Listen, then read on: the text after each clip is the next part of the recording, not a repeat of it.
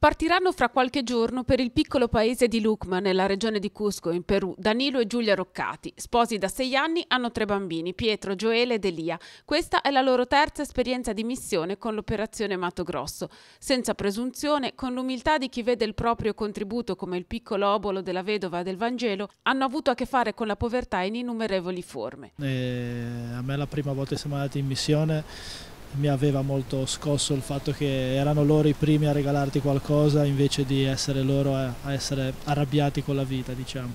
Per noi sono persone che abbiamo conosciuto e con cui siamo diventati anche amici.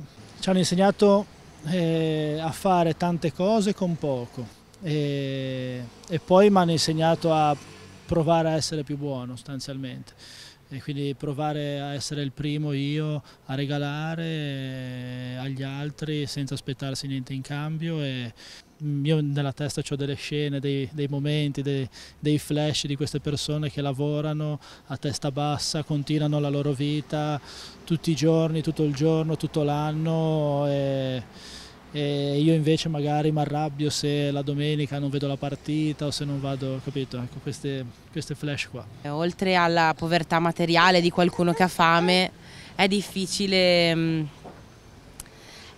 soprattutto vedere i dolori, le persone che stanno male, che magari non lo urlano, non lo gridano, quindi devi proprio aprire un po' gli occhi, devi andare un po' oltre l'apparenza e vedere chi hai vicino. A Lucma l'obiettivo sarà quello di aprire una piccola scuola di falegnameria per levare i bambini alle soglie dell'adolescenza dalla strada e spesso dalla solitudine e dare loro un futuro.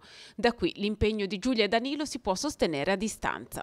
Tante famiglie, anche di amici, gli hanno detto: prendetevi a cuore un bambino, li fate un po' da genitori da lontano, noi vi mandiamo foto, filmati.